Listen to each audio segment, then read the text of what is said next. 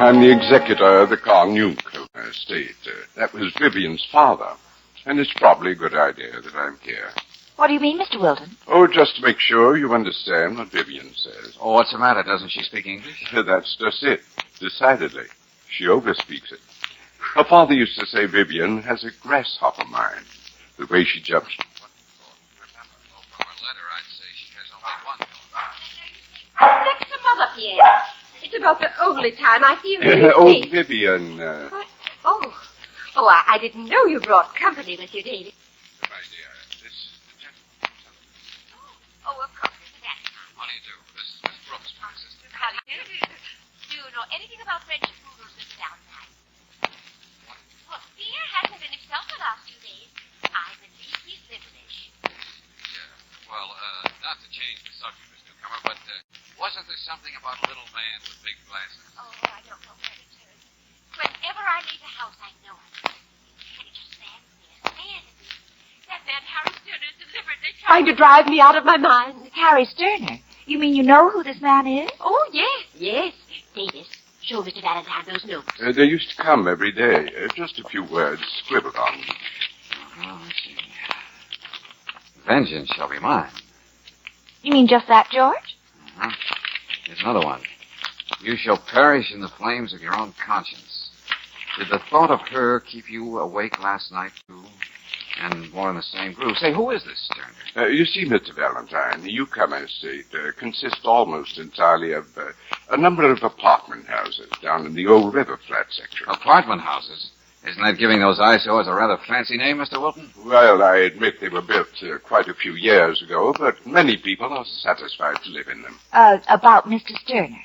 Some months ago, there was a regrettable fire in our place at 39 Morton Street. Unfortunately, Mrs. Turner was lost in it. Oh, how dreadful. Oh, now I'm beginning to see what this is all about. Well, of course, I'm terribly sorry for this poor man, Mr. Valentine.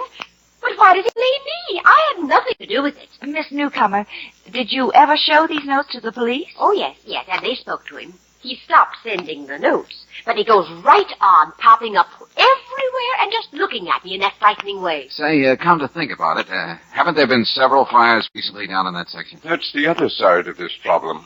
After the one in 39 Morton Street, there have been 3 others, all in our building. Luckily, the damage wasn't too great. Sterner? We don't know, but we'd like to. Oh, you must do something about that man, Mr. Valentine. Okay. Now, this Sterner, where can I find him? The poor fellow keeps sneaking back into the house at 39 so he can stay in the apartment he had with his wife. The building is boarded up, but he gets in and out. We overlook it. You must force this man to realize how unhappy he's making me, Mr. Valentine. Oh, I'm sure he realizes that, Miss Newcomer. I'm just wondering how unhappy he plans to make you.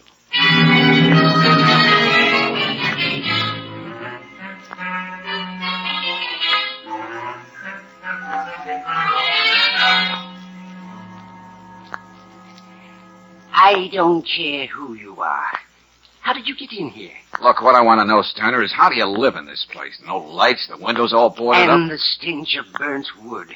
And that's what I like most. It doesn't let me forget what happened. Not for a moment. Why do you torture yourself like this, friend? It can't do any good. I look around this burned-out tenement and I think of my wife.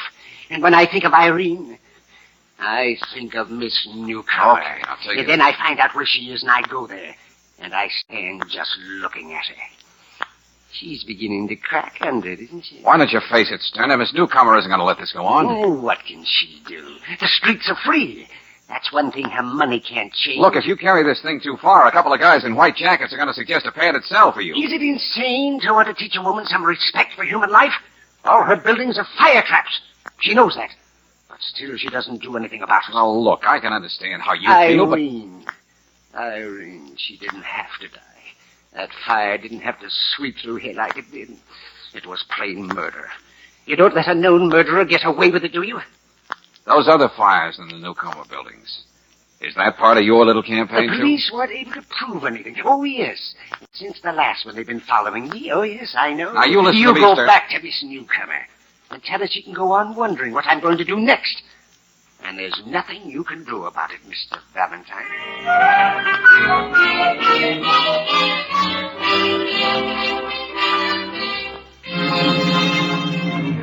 Miss Brooks, if it has to do with fires, the arson squad takes care of it.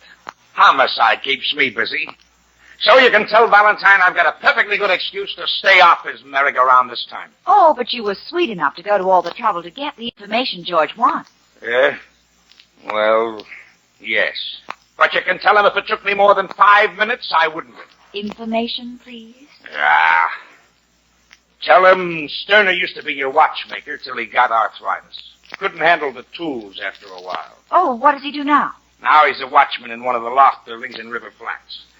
Now, about those Oh, fires... it's hard to believe any man would deliberately set fire to a crowded tenement. The arson boys say they were definitely the work of a pyromaniac, a firebug. Oh. The jobs were too sloppy to be professional. Well, and that seems to point to Sterner. Okay, if Sterner's playing with matches, they're gonna nail him. And if he keeps making faces at Miss Newcomer, he's gonna end up in the booby hatch. Yeah. Yep, at long last, a nice, simple job for our friend. Except for one thing. No, I think I know what you mean. Yeah. Nothing Valentine's in the middle of ever stays simple.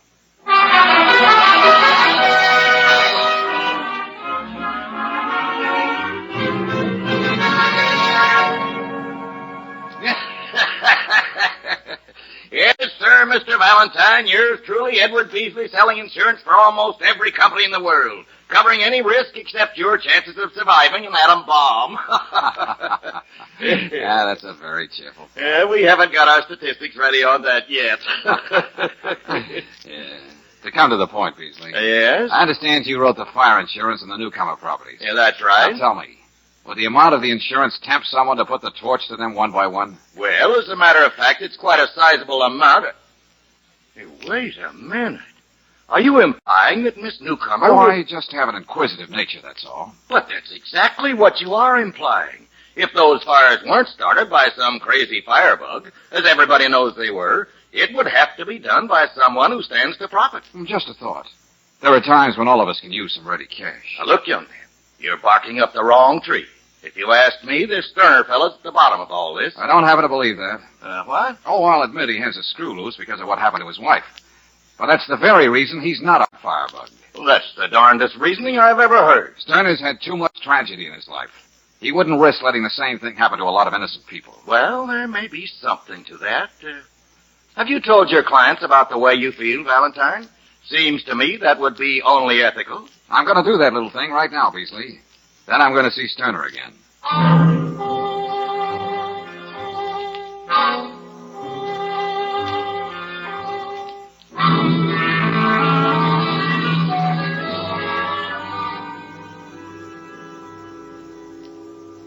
In effect, you're putting me and Miss Newcomer under suspicion. I only know the way I feel. Sterner didn't set those fires, and they weren't started by any wild-eyed pyromaniac either. There's a purpose and a reason behind them. So now what do you want me to do? If I told you to get off the case, Valentine, I'd only be admitting that there's something wrong. So I want you to stick with it. I believe I speak for Miss Newcomer, too. Okay. I still think you'll find that Sterner's your man. But the important thing is to stop him from hounding Vivian. She may not sound it, but she's a thoroughly frightened woman. Indeed, on the verge of a breakdown. Okay, I'll do what I can. I just thought you'd better know how things stand before I go to work on Sterner again. A very frank young man. Oh, Vivian. I just wanted to tell you I think you made an admirable choice in Valentine. He was just here. He said he doesn't believe Sterner had anything to do with those fires. And naturally, I told him to go right ahead. I think everything will be all right.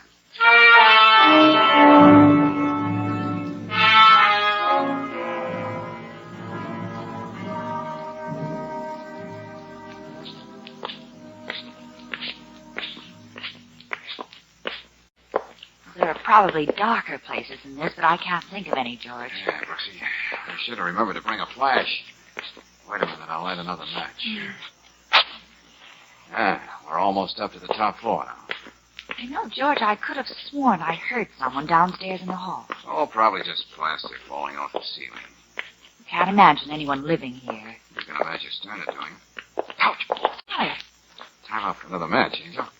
By all means, let there be light. Well, that's the door just ahead. You know, it's very interesting what Riley had to say about Sterner.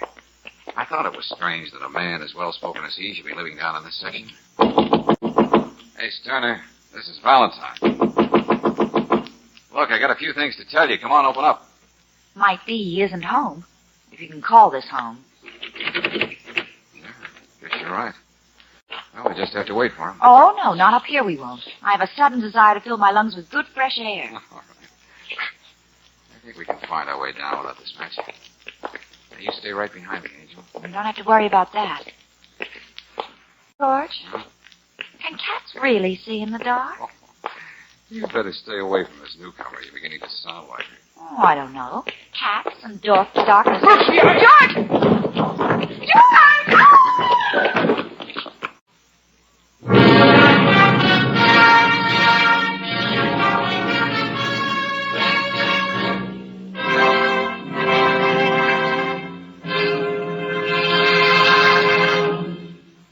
We'll return to tonight's adventure of George Valentine in just a moment.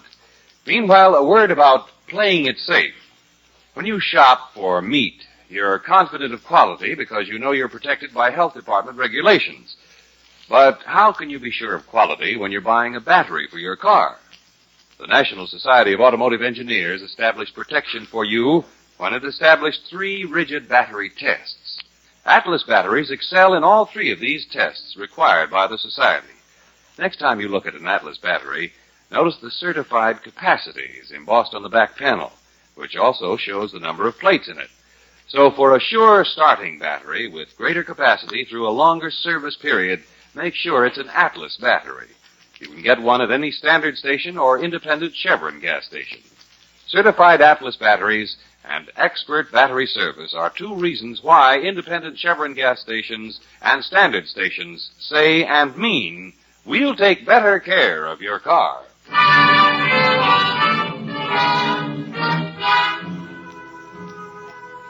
And now, back to tonight's adventure of George Valentine. Well, a slightly pixelated lady complains that a man has been deliberately driving her out of her mind. The man? You find a pathetic, grief-stricken husband who's lost his wife in a tenement fire. Like George Valentine, you can't believe he's also a half-demented firebug, as everyone else suspects. So along with Brooksy, you find yourself on the darkened stairs of a boarded-up tenement. Suddenly something sends both of you hurtling down to the landing below. And then... Are you sure you're all right, George? Oh, yeah, just great. What about you? I'm still all in one piece, I think. Oh, I landed right on top of you, poor darling. Oh, good for something anyway. Hey, what the devil was that on the stairs anyway? I'll never mind that now. You just stay where you are. I'll go get some help. Angel. We came into this place together. We're going out the same way. Here, give me your hand.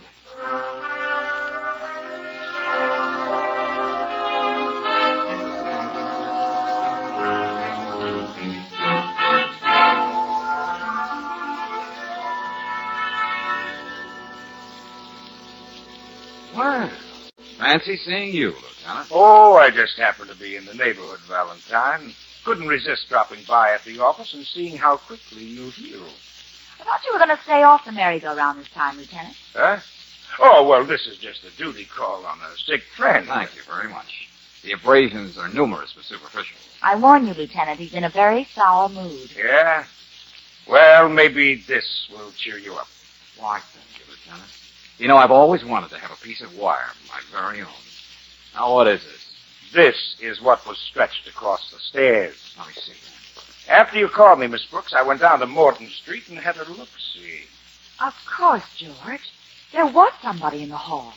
And whoever it was put the wire there while we were fussing outside Sterner's door. And I can tell you who it was. Sterner. Huh? All right, now make me believe it. Valentine, this is a special kind of wire. very fine, very strong, and it's used almost exclusively by watchmakers. I checked. And Sterner used to be a watchmaker, George. All right, yeah, I know. And I can tell you why he wanted you out of the way. Go on, Lieutenant. This is strictly your party now. Well, here's something we all overlooked. All 4 of the fires down in River Flats happened on the 8th of the month, beginning with the one that got Mrs. Sterner. Lieutenant, are you trying to say that these fires are a sort of anniversary present from Sterner to the newcomer estate? Well, that's the way a firebug's mind would reason. Hey, wait a minute. Today is the 8th of the month, too. Well, don't you see? He wants you off the scene. I take it you've questioned Sterner, Lieutenant. Yeah, and he denies everything. And we don't have enough to pin it on him. But now we'll detail an extra man to follow him. Just a minute, Lieutenant. Okay. Yeah, hello? What? Now, wait a minute. Who is this? Oh, yes, Miss Newcomer. One thing at a time. What does your French poodle have to do with it? What's that? Oh, I see. Yeah, okay, I'll be right there. Now what does she want? Yeah, come on, let's have it. It seems my word-happy client has had a change of heart. Now she wants me off the case.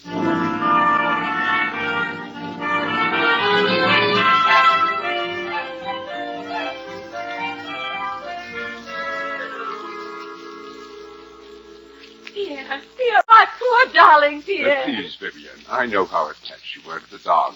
But what's done is done. Exactly what has been done, Mr. Wilton? Why, that fiend. He poisoned Pierre. Now, my dear, we're not sure. Well, who else could it be? That's Sterner's way of saying that I'll be next. Oh, what will I do about Pierre, Davis? Shall I have him cremated or buried in a pet cemetery? I think that he would have wanted... Yes, I'm sure he would have. Now, what's this about me? Well, we wanted to drop the case. Give him his check, Davis. Here you are, Valentine. I'm sorry. Oh, I see. Had it all ready, huh? Well, don't you see, Mr. Valentine? Sterner knows that I hired you. That's why he killed Pierre. If I don't dismiss you, I'm sure he'll do away with me. Thanks for the check, but I'm still on the case. Oh, really, That's young right. man? From here on in, I'm working for Sterner. Well, how can you work for a man who goes around killing dogs? Mrs. Sterner died in a fire that could have been prevented. Now, hold on. You think I'm stretching a point to say that the person responsible is worse than a man who killed a dog?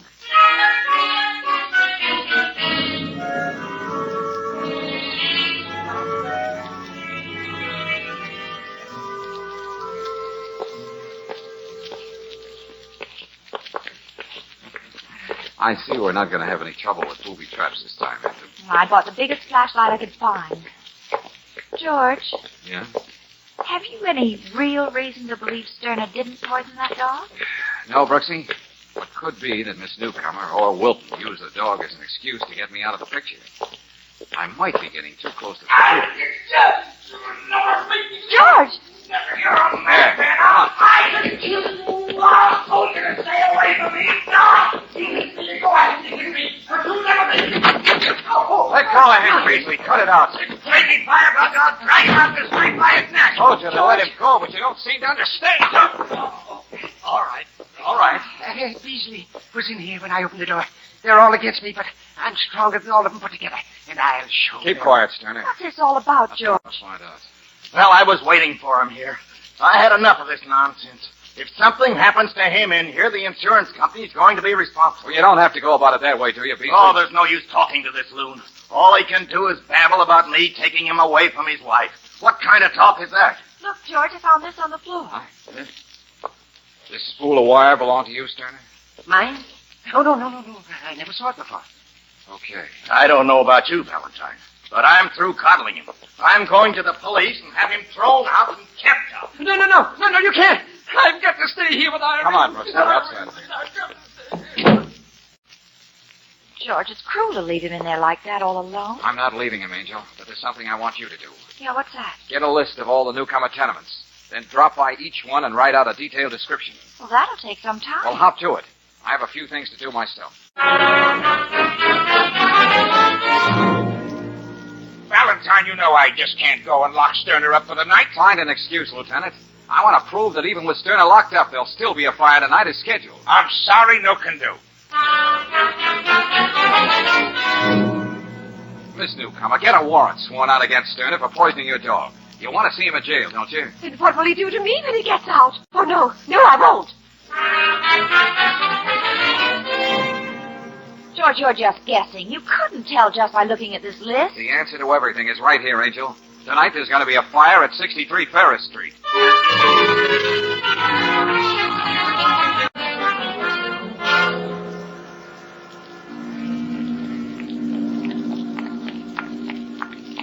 See anybody we know going to 63? No, it's all quiet, George. Well, it's a cinch nobody can get in or out of that place without us seeing him. There's only the front entrance. And if no one shows? Someone will, Brooksy. And I'm betting it won't be Sterner. Well, I see all the lights are out in the warehouse next door. Mm-hmm. The last truck went out a few minutes ago. Empire Fabrics Corporation must be working overtime. Yeah. George. Huh? Down the street, just turning the corner. Here, let's get back to the door. Oh, no. That couldn't have been him. Couldn't have been. It's Sterner. How did he ever shake those detectives? I don't know. Well, he's going into 63, all right. Well, I gotta stop him. Sterner! Wait a minute, Sterner! What are you doing here, Mr. Valentine? I'm asking you that. I thought you told me you were gonna work tonight. I did, but I thought of something I had to do. Oh, yeah, I can imagine. Now, look here. Let go of me. I've got to go in here. There's something I've got to find. Sterner, you... Sterner! What did he say, Stay George? here, Brooksy. I have to go in and drag him out. Oh, he wouldn't dare start a fire now that he knows we've seen it. In his frame of mind, I don't know what he'll do. I'll go with you. Be quiet about it, Brooksy. Yeah, looks like he's headed for the top. Come on. Get out of here, Brooksy. Would you? Get over to the corner. Put in an alarm. Be careful, George.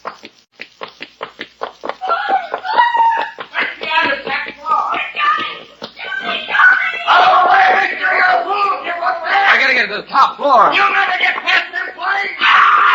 Help! Somebody! Do something for me! I'm trapped!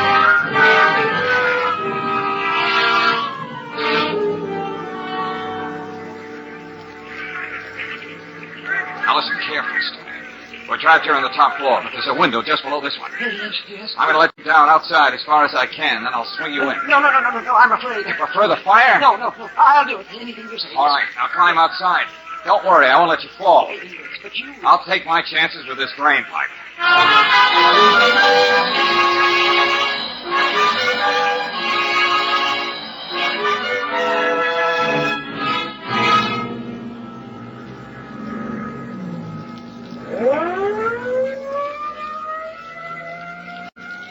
He'll be all right, won't he, George? Yeah, it's mostly shock, Brooksy. Once they get Sterner to the hospital, he'll be okay. Oh, the way he kept mumbling about his wife. Finding an answer here tonight. Just one more errand for you, Angel, and we can call it a day. Yeah, what's that? Get hold of Lieutenant Riley and meet me at the hospital.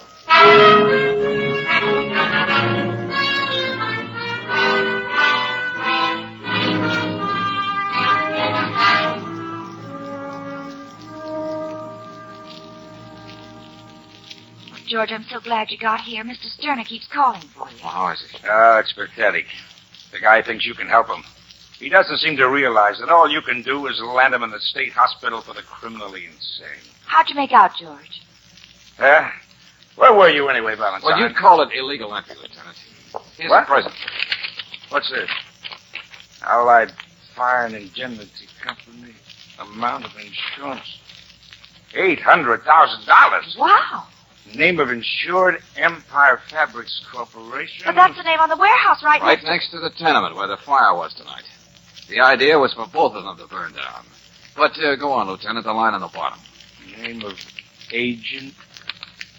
What's this? Huh? Edward Beasley. Yes, Beasley. The firebug who was crazy like a fox.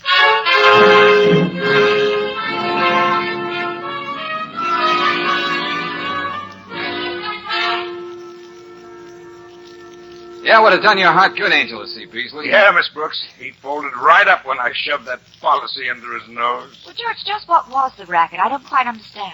Well, Beasley took advantage of a tragedy. When Sterner began to hound this newcomer, Beasley saw a chance to create the myth of a firebug. He knew the Empire Fabrics people were having money trouble, so he cooked up a deal to split the insurance money with them. Well, I'd say it was pretty slick if it weren't so, well, grim. Beasley phoned Sterner and tricked him into showing up at number 63. If Sterner died in the fire, everybody would say the pyromaniac was caught in his own trap. No doubt about it being a professional job. It was all the fire department could do to keep the flames out of the warehouse. Then all those trucks last night. They must have been removing everything that was really valuable. Oh, Beasley didn't miss a trick. From the wire on the stairway to Miss Newcomer's French poodle. Yeah, well, while on the subject of that lady, I must remember to buy a pair of glasses. Glasses? All right, I'll play straight, man. Why? Every time she turns around, she's going to find me staring at her. Until she does something about those fire traps she owns. Say, incidentally, what's the penalty for driving someone badly?